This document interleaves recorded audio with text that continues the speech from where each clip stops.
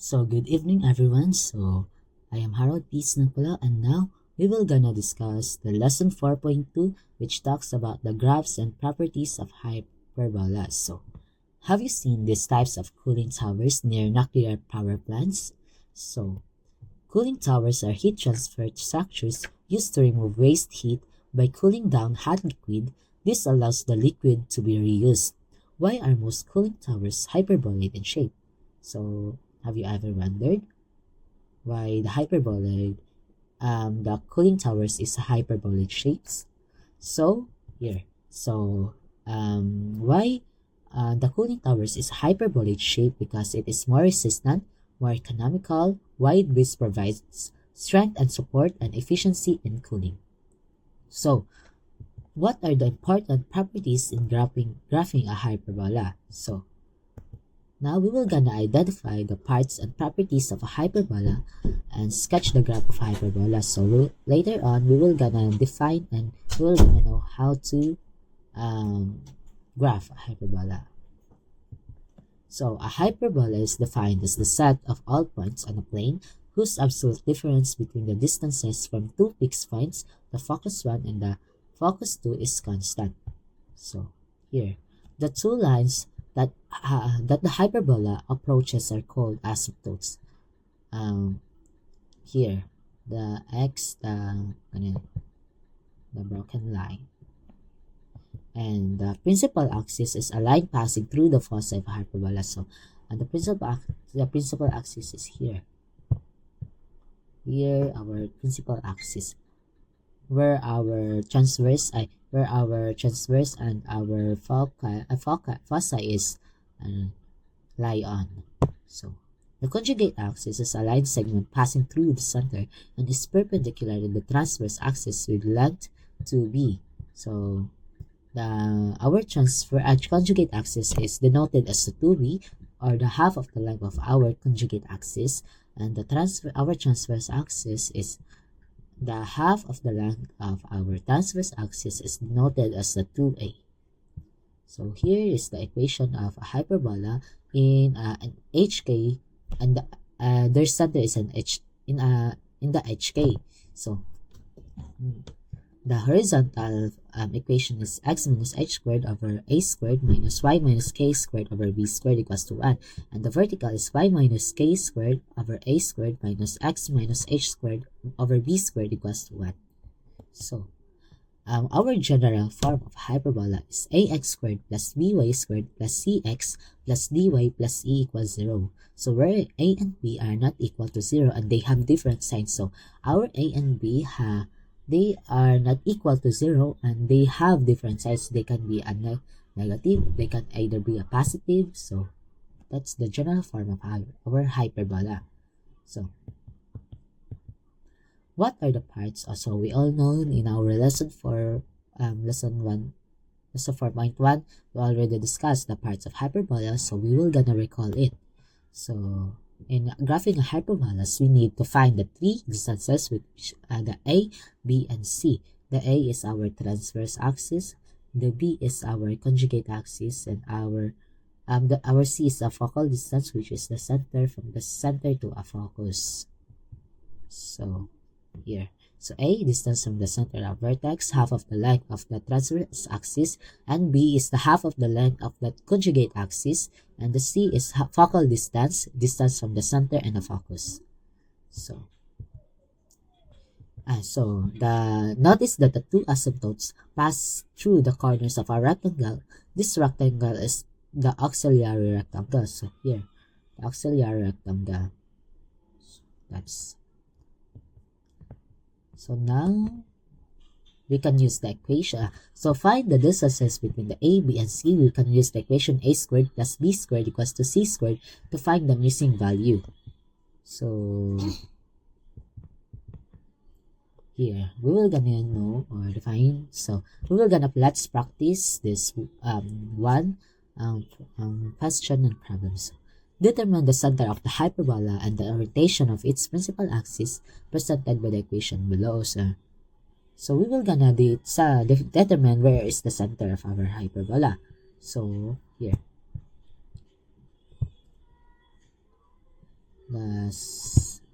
our center is our 2 and our 3. So here, the center is our, so if we transpose the negative 2, they become a 2, and when we transpose our negative 3 is it will become positive 3. So here is our center, and the orientation of its principal axis. So our equation is an in the case, our center is in an HK and not in the origin. So our principal axis is in a horizontal forms because naaman ang una diri sa ang x. So mo na siya nga to ang principal axis is na siya sa horizontal principal axis because nag-una man si x. Ato ang giingon kaganiha or gipakita nga equation kaganiha. So mo na siyang answer. So center at 2, 3 and horizontal principal axis. So find the distances A, B, and C of the hyperbola represented by the equation below. So this one is we will gonna find the distances between the A, our transverse, the half of the length of the conjugate axis, and our C, the half of the length of our focal distance. So here, so our equation is our principal axis is in a horizontal form, and our center is in the HK. So here,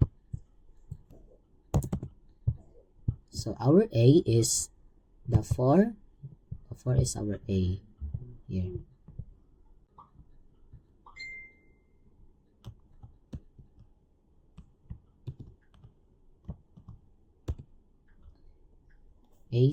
So here is our A squared, so equals to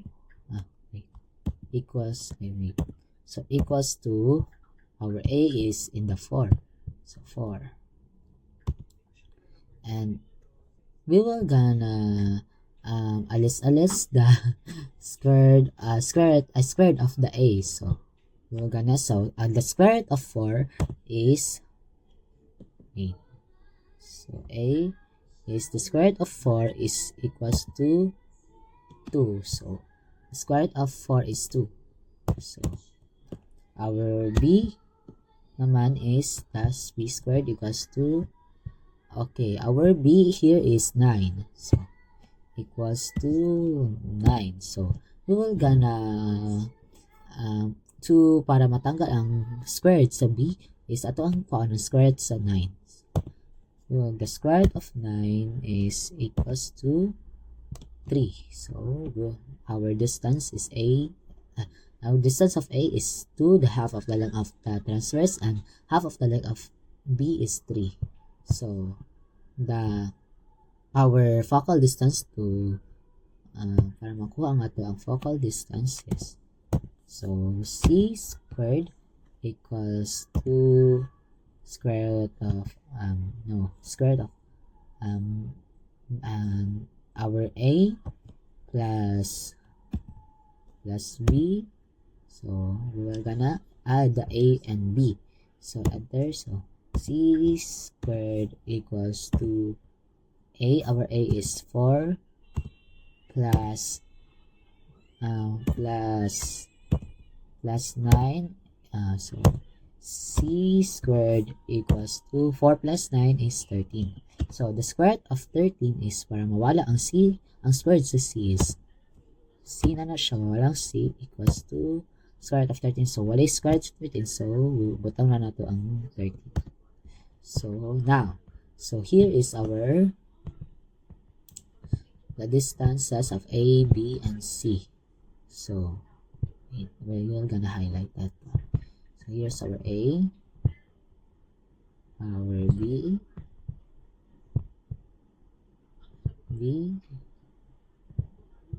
and our C.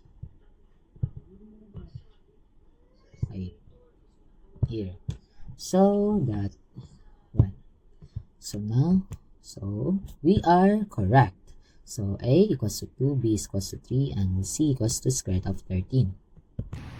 So now, here is the standard to general form of a hyperbola.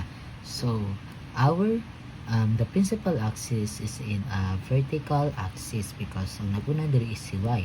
So first thing to do para makuha nato ang general form sa standard form of a hyperbola is ato siyang cross multiply or here. So 4 times y plus 2 squared. 4 times y plus 2 squared. So minus, so 16 times x plus 3 squared. 16 times x plus 3 squared. So ato ang 16 og 4 is igawas na to siya diriya and i-times na to silang duha. So 16 times 4 here. So here it looks like what it looks like. So ato ang i-cross ato ang i-FOIL method ang y plus 2 squared. So 4 y plus 2 y plus 2, and also the same here sa x plus 3 squared. So 16 and x plus 3 and 16 times 4 is 16 times 4 is 6, 12, 18, 24. 4, 2, 4, and that is 64. So 64. And ato siyang i-FOIL method. So 4 and diretso na lang nako siya. So y squared plus 4y plus 4 and minus 16 x squared plus 6x plus 9 equals to 64. So here, and ato ang i-distribute ang 4 and i-times na to sila diri same as here sa 16. So 4y squared, 4 times 4y, 4h equals 16, 4h equals 16 plus 16y, 4h plus 16 minus 16x squared, negative 16 times x squared is negative 16x squared, and negative 16 times 6. So negative 16 times 6. Negative 96, so negative 16 times 9, negative 16 times 9 is, so negative 144 equals to 16. So we will gonna arrange the 4y squared and we will gonna arrange this one.